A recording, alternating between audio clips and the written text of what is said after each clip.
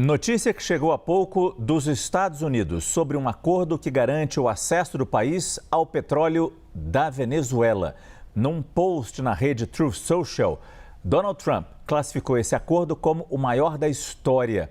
O presidente americano afirmou que os Estados Unidos terão controle majoritário sobre mais de 65 bilhões de barris das reservas venezuelanas e acrescentou que a negociação deve aumentar o fornecimento de petróleo, reduzindo o preço da gasolina para os americanos. Donald Trump destacou ainda o fortalecimento das relações entre Estados Unidos e Venezuela. É importante lembrar que o governo do republicano está pressionado pela alta dos preços dos combustíveis antes das eleições de meio de mandato. E exatamente por isso a gente volta a falar com Lorival Santana, nosso analista de internacional. Qual é a chance desse plano dar certo e, no final das contas, fazer o que Trump queria desde o começo, levar empresas americanas de volta para a Venezuela? É um plano estratégico, realmente, para fechar as brechas que estão desestimulando as petroleiras americanas a voltar para a Venezuela. Então, houve algumas reformas de legislação, de regras, que permite dar mais autonomia a empresas estrangeiras, empresas privadas, tirando um pouco do poder da estatal PDVSA.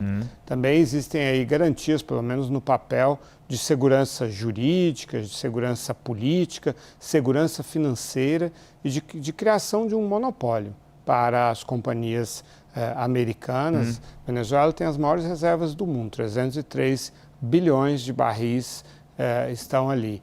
O mundo consome 100 milhões de barris por dia.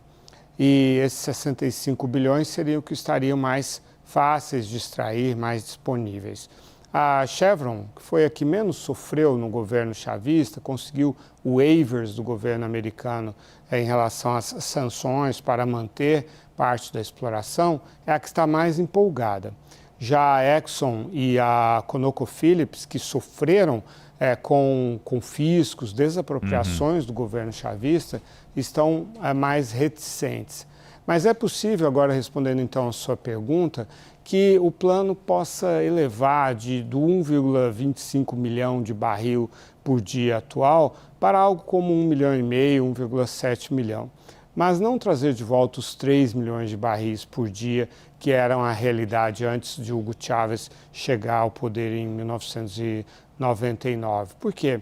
Porque ainda existem muitos problemas, muitos desafios. A SLB, que é a gigante de fornecimento de serviços para a indústria do petróleo, está reorganizando o banco de dados da PDVSA, que é muito precário. Enfim, é realmente algo robusto, um programa para tentar limpar todos os obstáculos para tornar a Venezuela mais atraente para as empresas americanas. A dúvida é o que acontecerá no futuro, porque quando a gente fala de um investimento dessa natureza, estamos falando de longo prazo, né, Márcio? Não estamos falando de algo para os próximos anos apenas, né? Estamos falando de bilhões de dólares de investimentos. Então, o que aconteceria num outro governo que olhasse para isso e visse nisso uma espécie de novo colonialismo por parte dos Estados Unidos, né? Mas para os Estados Unidos faz muito sentido, porque o Irã, toda essa pressão sobre o petróleo iraniano, é um petróleo pesado do Golfo Pérsico, que é exatamente o tipo de petróleo da Venezuela que foi retirado do mercado, assim como o venezuelano pelas sanções e pela insegurança, também o iraniano pelas pressões americanas. E ali no Golfo Pérsico existem países árabes que têm esse petróleo, mas é claro que a disputa por esse petróleo aumentou muito.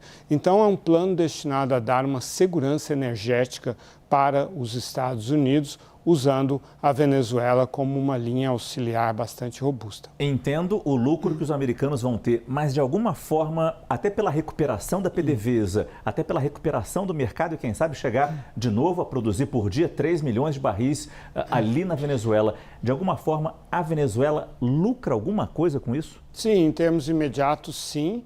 Agora, a questão é que ela acaba sendo subordinada a um monopólio, né? Ela fica sem opções, fica numa dependência e o petróleo é, de longe, o recurso mais importante do país. Muito obrigado, Lorival Santana.